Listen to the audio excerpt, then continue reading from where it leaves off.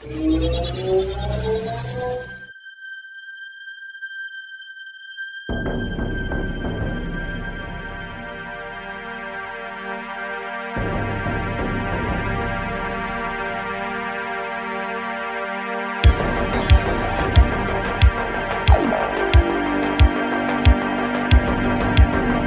este episodio vamos a hablar de comunicación científica y la invitada es Soledad Machado. Y yo concibo la comunicación científica como todos los procesos de comunicación que se dan entre la comunidad científica y el resto de la sociedad. La comunicación científica es un poco más que la divulgación, es un poco más compleja y por eso es que es todo un tema, porque tiene muchísimas partes móviles. En principio, una persona que tiene un mensaje, una persona que lo recibe, así está bien como comunicación clásica, un mensaje que se transmite, que tiene que ser de ciencia, porque si no es de ciencia, no es comunicación científica, es otra cosa, y un código en común. Que ella desarrolló una herramienta que mide el aprendizaje de la gente en los centros de ciencia, pero no lo mide como aprendizaje fáctico. Con esta herramienta, vos más o menos podés medir el grado de comprometición y asociarlo con el grado de aprendizaje. A mayor comprometición, mayor aprendizaje. Yo agarré esa herramienta y un montón de datos de 10 años que tenían y empecé a cruzar variables. Y la variable que a mí más me interesaba era la presencia de un facilitador. Y encontré en esta investigación que cuando había un facilitador presente, el porcentaje de personas que llegaban a niveles altos de comprometición era muchísimo más alto que si no había un facilitador. Y eso, tirar en sus casas, qué boludez.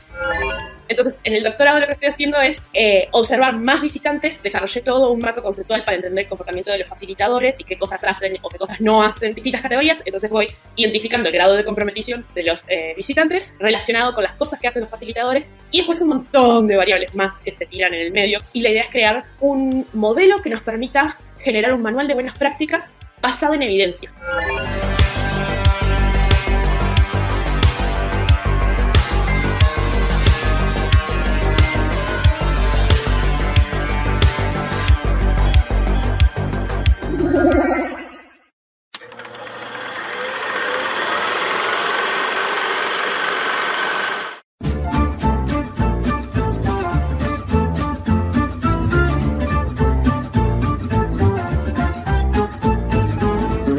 Hola, soy Magnus, soy comunicador científico y ustedes seguro estaban esperando Soledad, como todos los programas. Este es un programa especial, le damos la bienvenida por última vez, por lo menos en el futuro cercano, a un episodio de Todo un Tema, el podcast de Radio Cultura en el que hablamos de ciencia y cosas que parecen simples, pero también son todo un tema. En este episodio vamos a hablar de comunicación científica y la invitada es, para que no la extrañen tanto, Soledad Machado. Soledad es licenciada en Química por la Facultad de Química de la UDELAR y magíster en Comunicación Científica por la Laurentian University de Canadá. Hace 15 años que se dedica a la comunicación de la ciencia en distintos formatos para diversas audiencias. Es integrante de Química Además desde 2007, integrante fundadora de Bardo Científico desde 2016, una de las creadoras del Festival El Gusto a Ciencia, conductora de este podcast y un podcast de ciencia, está a cargo de la sección de experimentos de la publicación para niños y adolescentes de la diaria Gigantes y es estudiante del doctorado en Química Opción Educación de la Facultad de Química. Una de sus primas le preguntó si no se cansa de ser nerd, y la verdad es que no, porque en su tiempo libre se dedica a leer, mirar series y películas, aprender cosas en TikTok y jugar rol.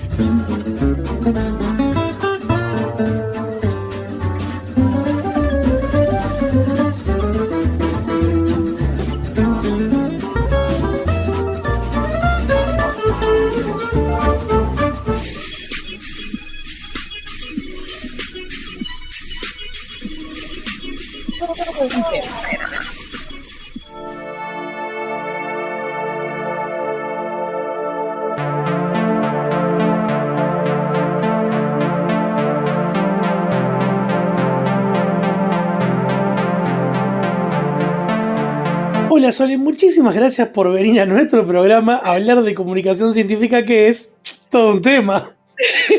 Muchas gracias a vos por invitarme y por, sobre todo, evitar que me haga una autoentrevista, que no sería la primera vez. Bueno, quizás deberíamos haber empezado por acá o haberlo explicado después del primer programa de qué es la ciencia. Pero, ¿qué es la comunicación científica? ¿Cómo se diferencia de términos más usados en otros momentos como divulgación científica o periodismo científico? Bueno, y acá es donde ya podemos empezar a tirar la cortina de cierre porque ya de Todo un entrada es todo un tema. Y también es como muy personal, si se quiere, porque así como disciplina académica, como área del conocimiento en cómo pensamos las ciencias y la comunicación, es relativamente nueva, entonces hay como muchas concepciones de qué es la comunicación científica y en este caso, y a partir de este momento, todo lo que diga es mi opinión, yo para mí pienso de qué. Y yo concibo la comunicación científica como todos los procesos de comunicación que se dan entre la comunidad científica y el resto de la sociedad. Y se diferencia un poco de lo que pensamos tradicionalmente como comunicación, como divulgación, perdón, en el sentido de que la divulgación yo la considero más unidireccional. Es como que hay una información que se transmite y del otro lado puede haber el almohadón de plumas de Horacio Quiroga o una persona, y a mí me da lo mismo porque lo que a mí me importa es divulgar el conocimiento, es decir, bueno, acá está el conocimiento, gritarlo a los cuatro vientos, y eso sería para mí la divulgación, y por eso es que no me gusta tanto el término y prefiero más comunicación científica o comunicación de la ciencia, que implica una cosa de ida y vuelta, de escucharse, de diálogo, que haya también emociones en juego, que haya un cambio en la otra persona, y el ejemplo que yo siempre pongo de que la comunicación científica no debe tener como objetivo último informar o divulgar o concientizar sobre algo, es que si solamente vos querés informar de algo de ciencia, la gente ya está informada, la gente ya sabe de un montón de cosas de ciencia, pero no les llega. Por ejemplo, hay mucha gente que fuma sabiendo perfectamente que causa cáncer. No es que no tenga la información, sino que hay un montón de otros procesos que hicieron que tiene la información, pero no le llega a nivel emocional, entonces sigue fumando y lo justifica, por ejemplo, diciendo, bueno, de algo hay que morirse, o me gusta el gusto, o me encantaría dejar, pero no puedo. Como que hay muchas razones, entonces la comunicación científica es un poco más que la divulgación, es un poco más compleja, y por eso es que es todo un tema, porque tiene muchísimas partes móviles. En principio, dos, una persona que tiene un mensaje, una persona que lo recibe, así esto bien como comunicación clásica, un mensaje que se transmite que tiene que ser de ciencia, porque si no es de ciencia no es comunicación científica, es otra cosa, y un código en común. Tiene que haber un lenguaje compartido, porque si yo no hablo con las palabras que la otra persona me pueda entender, ya el mensaje no va a llegar nunca. Y la comunicación científica, por último, en mi concepción, entiende que la otra persona, que la audiencia, es lo central de la comunicación científica, es lo más importante. Yo no hago comunicación científica para mí, porque yo el contenido que estoy comunicando, yo ya me lo sé, porque yo lo tengo que haber aprendido para poder comunicarlo. Entonces, la comunicación científica no es para mí, está centrada en la otra persona y asume que la otra persona es una persona con sus intereses, con sus motivaciones, con sus valores. Es, digamos, no un almohadón de plumas, sino un ser humano completo. Claro, no, y como que divulgación científica, por lo que decías, suena mucho a alguien parado en un banquito con un megáfono. Pero sí, me interesa esa parte de lo bidireccional, que la comunicación científica transforme al comunicado, pero también al comunicando, o sea, que vaya hacia el público, pero también hacia la comunidad científica. Sí, sin duda.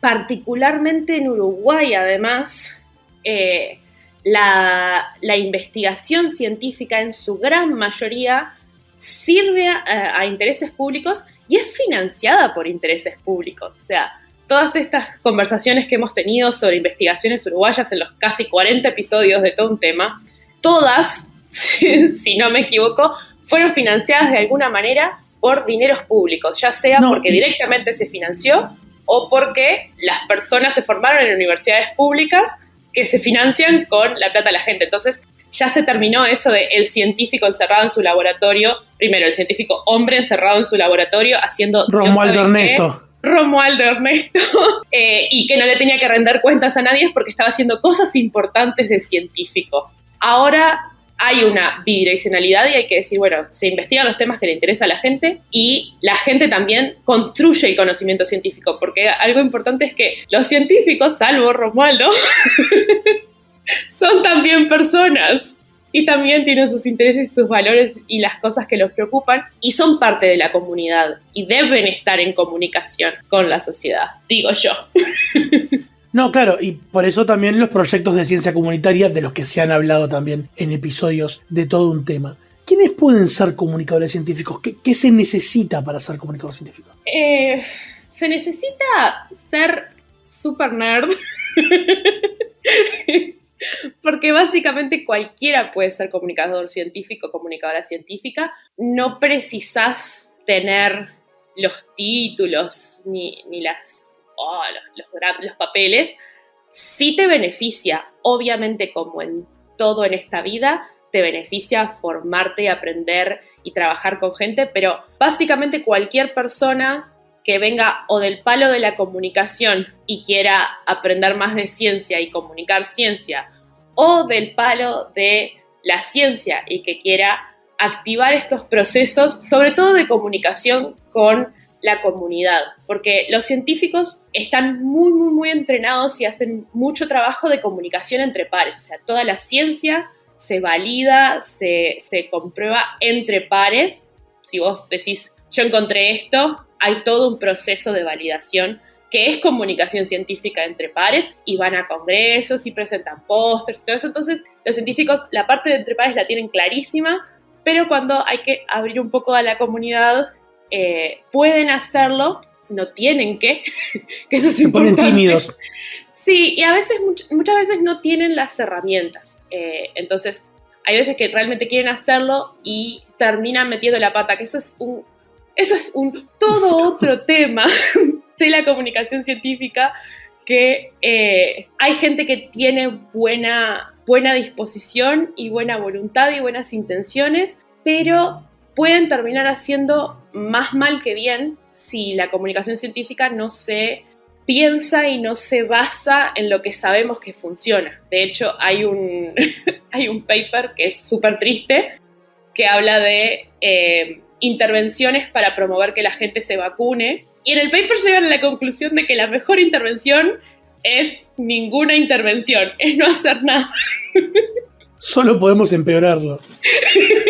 Entonces es como, bueno, cualquiera que tenga motivación y tenga ganas puede ser comunicador científico, pero no cualquiera ni de cualquier manera puede hacerlo bien. Y eso es una lucha un poco constante que tenemos, porque la idea no es, tenés que tener todos los títulos y tenés que hacer una maestría y tenés que formarte y tenés que tener los papeles, pero sí hay cosas que tenés que darte cuenta que a veces te superan. A mí me pasa, hay temas en los que yo no me meto porque sé que ahí no contribuyo nada y puedo terminar haciendo más daño. Y mi metáfora para esto es como ser plomero.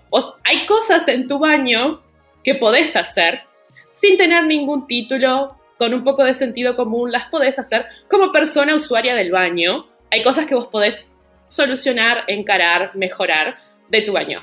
Pero hay cosas que si no las hace una persona que esté calificada, que sepa lo que está haciendo, termina siendo una cagada. Me gustó lo de persona usuaria del baño, va para LinkedIn. Sí. Entonces estamos hablando de la comunicación científica como algo lo más horizontal posible, porque esto lo dijimos la otra vuelta al aire en el programa de Gustavo Rey, que me rezongaste por utilizar el término bajar a tierra la ciencia. No es bajarla, es poner un puente. Exactamente, porque mismo expresiones como esas dan a entender que la ciencia es algo que está arriba o por encima, o que es etéreo, o que es superior, y lo que hay que hacer para los pobrecitos que no entienden es bajar la tierra. Y en realidad no es tan así. Sí hay que hacer un proceso, a veces de simplificación, pero es más bien una cosa de traducción, es una cosa de hablar el mismo idioma. Viene una persona que habla checo, me pide un vaso de agua en checo, no es que yo sea boba, no es que él sea súper inteligente, no es que el concepto dar un vaso de agua sea una cosa súper misteriosa, sino que no hablamos el mismo idioma. entonces no nos vamos a entender. Y con la ciencia pasa mucho eso, o sea, entre personas que hacen ciencia tienen un lenguaje particular que les permite comunicarse de manera eficiente, de manera rápida, sin ambigüedades, y saben exactamente a qué se refieren, pero después, cuando pasan a otros grupos, a veces dentro de las mismas ciencias, o sea, una persona que estudia bioquímica habla un lenguaje totalmente diferente entre pares que una persona que estudia química de materiales, y de repente no se entienden entre ellos. Entonces, peor, el mismo término puede quiere decir cosas distintas. Sí. Y eso pasa también mucho con la comunidad. O sea, tenemos algunas palabras en la ciencia, esto lo hablamos un poquito en los primeros episodios, por ejemplo, la palabra teoría. En la comunidad se considera que es una hipótesis, o sea, algo que me parece es una posible respuesta, es algo que creo que está pasando. Pero en ciencia, teoría es que tenemos tanta evidencia que es el mejor modelo que tenemos hasta ahora. Y llegó a nivel de teoría. Sí, se llama teoría porque no lo podemos decir como hecho, porque la ciencia no puede decir nada como hecho. Simplemente tenemos el mejor modelo posible de acercarnos a la realidad que estamos estudiando. Exactamente. Pero entonces después vos decís, pero esto es una teoría. Claro, pero esto es una teoría. Y ahí ya no te estás entendiendo porque estás hablando lenguajes diferentes. Y ahí tenés terraplanistas, antivacunas, etcétera, etcétera, etcétera. Hablemos un poquito entonces de tu formación. Tú originalmente sos licenciada en química, pero con un fuerte interés en la comunicación científica, pero después te decantaste por seguir un camino profesional. Hiciste una maestría en Canadá, en la Laurentian University, y estás trabajando en un doctorado ahora que tiene que ver con el asunto. En particular, tu trabajo de maestría fue sobre el impacto de los facilitadores, guías, talleristas, lo que sea, en un museo o en una instalación de ciencia, porque el museo a veces da como una idea mucho más, menos interactiva, el impacto que tienen ellos sobre la experiencia que tiene el público. Contanos un poco acerca de ese trabajo. Bueno, eso es como la culminación de muchos años de yo no sabía que se podía. Porque claro, yo era la típica niña nerd que hacía un montón de cosas. Hacía teatro, me gustaba mucho el cine, las películas, me gustaba la ciencia, me gustaba la literatura, me gustaba de todo, me gustaba aprender. Y no sabía que se podía combinar las cosas más, las ciencias más blandas, digamos, y las cosas más culturales, si se quiere, o más creativas, con lo que son las ciencias duras como es la química, la física, la matemática. No sabía que se podían combinar. A pesar de que tenemos una determinada diferencia de edad, pero que no es tanta, pertenecemos a una generación en donde la enseñanza por materia completamente separada era la única forma. La idea mucho más reciente, de aprender por proyectos, integrando todo, era algo que no corría demasiado en nuestra época. No, ni ahí. Y además, o eras de letras o eras de ciencia, o eras de letra o eras de número, y un buen día te enterabas que la matemática avanzada tenía letras. Y ahí es donde se iba todo el carajo. Entonces no sabía qué, fue cuando entré a la Facultad de Química en 2007, y ahí me enteré que existía la comunicación científica y que se podía hacer en Uruguay, porque claro, yo había visto Cosmos y leía La Muy Interesante, pero no sabía que eso se podía hacer acá. Entonces después empecé a meterme en este mundo de la comunicación científica y empezar a ver cuál era mi rol en todo eso. Y participé en muchos proyectos, Química de Más, Bardo Científico, Gusto a Ciencia, ainda más. Y en algún momento de mi carrera dije, mi sueño de ser química en materiales no es por ahí, porque no es para mí esto del laboratorio, me encanta, pero no es para mí. O sea, lo que a mí me gusta y lo que yo puedo contribuir a la sociedad, en lo que yo soy buena, es en comunicación científica. Paréntesis, hay gente capaz que opina que no, pero esto es lo que yo creo. Y ahí empecé a buscar como la manera de seguirme formando en comunicación científica y encontré varios programas, empecé a hacer como una lista de programas en todo el mundo, y acá es donde haber sido medio burra me vino bien, porque yo, o sea, Perdí todas las materias sabidas y por haber. Pasé de chica 12 a ¿qué hace esta mina acá, pobrecita? Que deje la universidad y que deje el lugar para otra persona, porque no. Y ahí, bueno, mis notas eran muy malas. Literalmente tengo las peores notas de mi generación. De 3 personas, pero las peores notas. Entonces había un programa en Inglaterra que me gustaba, pero no podía entrar porque no tenía suficientemente buenas notas. Entonces dije, bueno, vamos a buscar una alternativa. Y terminé encontrando este programa en Canadá, que si yo me sentaba con mis dulces 30 años y hacía una lista de las cosas que yo soñaba en un programa, no se me hubiera ocurrido poner cosas que estaban en ese programa. Por ejemplo, investigación aplicada en comunicación científica. Por ejemplo, clases de retórica. Cosas así que a mí no se me hubiera ocurrido y son tremendamente útiles y las uso todos los días hasta el día de hoy. Y es un enfoque súper práctico, entonces trabajábamos en un centro de ciencias en Canadá, en la misma ciudad, a un par de cuadras de donde teníamos las clases en la universidad. Y ahí empecé una línea de investigación que es continuando la investigación de mi tutora, que es Chantal Barriot. Hay que pronunciarlo así. Claro, hay que pronunciarlo así, hay que mover los hombros. Que ella desarrolló una herramienta que mide el aprendizaje de la gente en los centros de ciencia, pero no lo mide como aprendizaje fáctico. O sea, no es que yo tengo una exhibición interactiva, una pieza sobre el sistema solar y le digo, ¿cuántos planetas hay en el sistema solar? Y me responden 8, o si son más viejitos, 9. Y digo, muy bien, aprendió, tic. Sino que observa los comportamientos y escucha las cosas que dicen y las categoriza en distintos niveles de menor a mayor engagement. Grado de absorción. Grado de absorción, complementación es la palabra que vamos a usar en español. Comprometición. Comprometición. Estamos todos comprometiciados. Cuando estás totalmente comprometiciado, tenés un alto grado de comprometición. Y por eso estudiamos comunicación. Exactamente. Entonces, con esta herramienta, vos más o menos podés medir el grado de comprometición y asociarlo con el grado de aprendizaje. A mayor comprometición, mayor aprendizaje. Yo agarré esa herramienta y un montón de datos de 10 años que tenían en el centro de ciencia en el que estaba trabajando y empecé a cruzar variables. Y la variable que a mí más me interesaba era la presencia de un facilitador, o sea, de una persona como los guías en el espacio ciencia, la gente que está en Mameluco, los guías en el moleculario si alguna vez fueron, o las personas que están ahí en el centro de ciencia que te dicen, hola, ¿cómo estás? ¿Probaste la cama de clavos? No sé qué.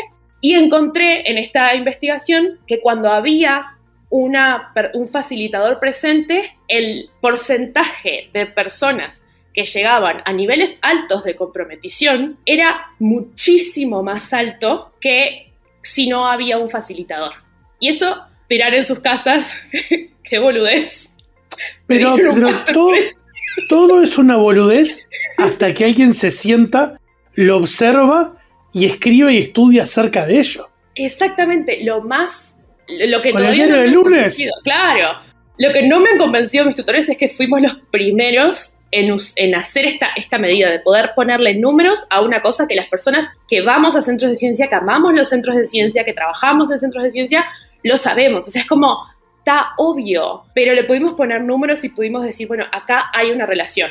Lamentablemente en el máster quedó solamente en hay una relación, y como ya todos sabemos el cantito, correlación no implica causalidad. Entonces, en el doctorado lo que estoy haciendo es observar más visitantes. Desarrollé todo un marco conceptual para entender el comportamiento de los facilitadores y qué cosas hacen o qué cosas no hacen, como tipo, hacen preguntas disparadoras, saludan de determinada manera, comparten información personal, arreglan las cosas que no están funcionando, como distintas categorías. Entonces voy identificando el grado de comprometición de los visitantes relacionado con las cosas que hacen los facilitadores. Y después un montón de variables más que se tiran en el medio, como el tipo de exhibición, la ciencia de la que habla la exhibición, el nivel académico previo de la persona y del facilitador, el tipo de experiencia que están teniendo, el tipo de visitante que es, cosas demográficas. Y la idea es crear un modelo que nos permita generar un manual de buenas prácticas basado en evidencia. Esto mismo que estamos diciendo, obvio que si lo mirás a los ojos y no lo puteás, probablemente tenga una mejor experiencia que si no lo mirás a los ojos y lo puteás. Pero todo estudiado, todo codificado en un protocolo, por así decirlo, que se puede utilizar teniendo en cuenta, bueno, yo el día de mañana tu trabajo de doctorado está pronto, es un manual y yo trabajo como facilitador en el Kennedy Space Center en Florida, en Estados Unidos. La gente que viene acá está estudiado que tiene X nivel académico promedio, que X es promedio de edades. Vienen interesados obviamente en la exploración espacial, no en la química de materiales, claro, o no en, no sé, la bromatología. Aplicar todo eso para que el facilitador, para que la persona que esté trabajando ahí pueda interactuar de determinada manera para lograr los mejores y más altos grados de comprometición. O enganche, podríamos usarlo para usar con la E también. Como podríamos usar una palabra como enganche, pero ahora le vamos a poner comprometición. Engagement. Entonces sí, la idea es justamente eso. Y lo interesante también de este estudio es que lo voy a hacer entre Canadá y Uruguay. Entonces voy a tener datos de Uruguay que nos van a permitir decir, bueno, en el norte de repente estas cosas funcionan mejor. No es tipo 100% de éxito, pero es como, bueno, esto tiene una fuerte relación con esto. Y poder empezar a decir, bueno, muchas de las maneras, de las cosas que nosotros decimos cuando entrenamos a facilitadores, por ahora, son basadas en nuestra experiencia, en lo que funciona, en lo que hemos visto, en lo que sabemos. Este trabajo, lo que me gusta es que es bastante práctico, entonces la idea es allanar un poco el camino y que de repente podés decir, bueno, yo tengo estas características de visitantes, puedo usar estas estrategias y no me van a funcionar siempre, ni todo el mundo va a llegar a niveles altos de comprometición, porque eso no puede pasar, eso sería muy raro, que todo el tiempo todo el mundo esté súper enganchado, ahí habrían drogas en el agua. Ponele. No precisaríamos facilitadores. No precisaríamos facilitadores, pero sí decir, bueno, o incluso también vi en mi maestría, y eso fue parte de lo que me hizo dar ganas de hacer el doctorado, algunas exhibiciones tienen menores niveles de enganche cuando hay una persona facilitando. Y eso yo lo llamo el efecto, ¿te puedo ayudar en algo? De la tienda. Vos de repente estás re tranquilo haciendo tu vida, pensabas comprarte en algo, pero de repente aparece una persona de la nada y te empieza a seguir a ver si precisas algo, si no, preciso irme. Entonces, también la cuestión no es solo cómo deben interactuar, sino también cuándo deben interactuar y aprender a buscar maneras de descubrir cuál es el mejor momento. Yo quería tocar los botoncitos que iluminan el mapa solo. Claro, ese era mi plan. Contemplar este mapa y prender lucecitas durante 15 minutos. Y tú, por tu presencia, me lo arruinaste. Brevemente, porque el tiempo es tirano, como decís siempre vos, y yo pienso eso. ¿Viste? Además de tu presencia, ¿hay un hilo o marco que una los proyectos en los que participás, como este estudio de doctorado, como Bardo Científico, Gusto a Ciencia, los podcasts que estamos haciendo? En general es mi interés y mi curiosidad, porque esto va a sorprender absolutamente a nadie. La comunicación científica no es una profesión ni muy conocida, ni necesariamente muy prestigiosa, ni que dé grandes cantidades de dinero. Entonces, yo personalmente lo hago por pasión, por las cosas que me gustan. Y en particular, me gusta ver quién no está y tratar de acercarme y decir, bueno, ¿por qué estas personas no se están acercando a la ciencia? ¿Por qué estas personas no tienen ninguna relación con la comunidad científica? ¿Por qué no vieron lo maravilloso que es esto? ¡Claro! Yo qué sé, personas adultas que siempre consideraron ser de letras. La ciencia las afecta todos los días de su vida y sus impuestos financian investigaciones científicas. Entonces, ¿por qué no están en los eventos científicos? ¿Por qué cuando nosotros salimos a marchar y decimos que queremos el 6+1, no entienden por qué no estamos diciendo 7? ¿Por qué estamos diciendo 6+1? ¿Qué es ese 1 que estamos pidiendo? ¿Para qué? Pudiendo usarlo para otras cosas. Entonces, creo que el hilo que conecta mis proyectos es acercar a la gente que piensa que la ciencia no es para ella. Incluir. Un poquito a la ciencia. Sí, incluir. Básicamente. Y ahora sí, lo último. Después lo editas vos, así que sí. Tú te manejarás. No. Y si este es el último programa, si será un poquito más largo. Estás involucrada en la docencia ahora, estás formando comunicadores científicos. Muy rápido, ¿cómo surge eso y cómo marcha? Bueno, esto surge hace miles de siglos, hace milenios. Yo siempre digo que esta es la profesión más antigua del mundo. Bueno, eones. Hace eones. Las primeras células unicelulares. No, nos trajeron hasta acá. No, mentira. Hace alrededor de 15 años surge en la Universidad de la República, sobre todo desde Facultad de Ciencias, la propuesta de decir, che, capaz que necesitamos comunicarnos un poquito más con la sociedad. ¿Qué me dicen? Y ahí empezaron como las primeras reuniones y los primeros esfuerzos de crear lo que eventualmente se terminó convirtiendo en la especialización en comunicación de la ciencia y la tecnología, que es, este año tenemos la primera cohorte y tenemos un poco más de 30 personas, originalmente eran 33 y quedó así como re redondito. Muy oriental, muy oriental. Muy oriental, y sí, tenés que hacerlo así, tiene que haber alguna significancia. Por eso te digo que empezó hace eones esta historia. Es una especialización, es un posgrado de Facultad de Química, Facultad de Ciencias y Facultad de Información y Comunicación, la FIC. La Bedelía está en la FIC, son los que centralizan. Y es un posgrado de 1 año y medio, son 3 semestres, pero es muy flexible porque sabemos que es gente grande que está haciendo un posgrado. Y van teniendo materias, yo doy algunas de las materias que ellos tienen, no tienen materias obligatorias, así que no tienen por qué verme, pero en este momento estamos dictando Introducción a la Comunicación Científica, después vamos a tener Introducción a la Química y Comunicación Científica Avanzada, y capaz que sí me dan un poquito más de manija, un tallercito de diseño orientado a la comunicación de la ciencia, que es una de las cosas que a mí me copa, y fui aprendiendo como de todos lados, porque no hay todavía ningún curso en español que esté bueno como para decir, che, hagan esto, en vez de que yo tenga que venir a darlo. Yo te diría igual que Introducción a la Comunicación Científica debería estar en la carrera de comunicaciones, en la de grado. Pero no está.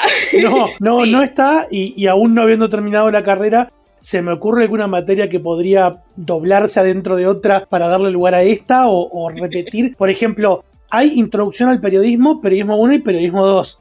Que están muy buenas y aprendí un montón, pero qué sé yo, Introducción al Periodismo es un poco redundante. Hay un par de materias de comunicación y derecho que se repiten un poco, entonces hay cosas que podrían incluirse, no para todas las orientaciones, sí, pero para algunas de ellas sí. Así que bueno, súper interesante eso. Bueno, por acá sí, ahora vamos cerrando. Y vamos cerrando todo un tema, Sole, ¿no? Vamos cerrando todo un tema, qué increíble, qué viaje.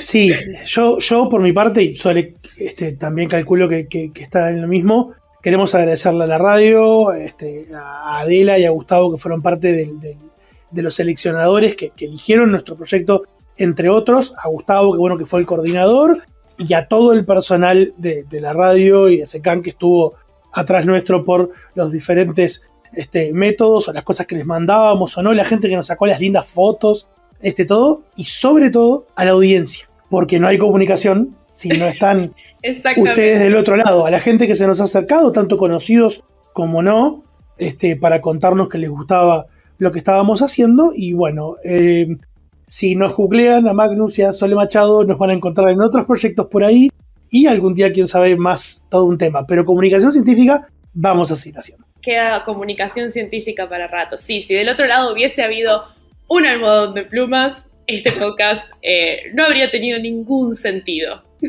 Eso me parece un gran cierre. Gracias, Sole, por estar. Gracias a vos.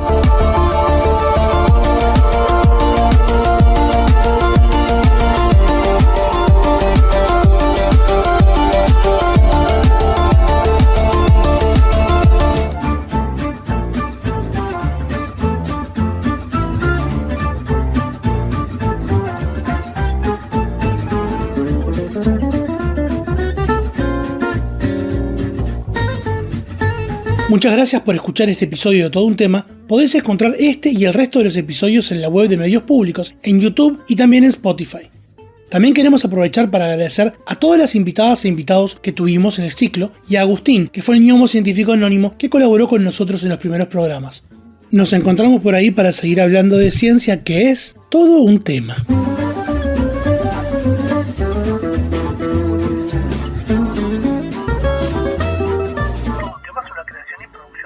Machado y Marcos, guión y voz de Soledad Machado, edición de audio, asistencia de guión y voces adicionales por Marcos. Colaboraciones de gnomos científicos anónimos también ayudan a este podcast. Ningún Romualdo Ernesto Lombardi Gutiérrez fue herido en la realización de este podcast. Se trata de un nombre ficticio y nos disculpamos sinceramente si existe tal persona y se dedica a la ciencia y está todo el día encerrado en el laboratorio.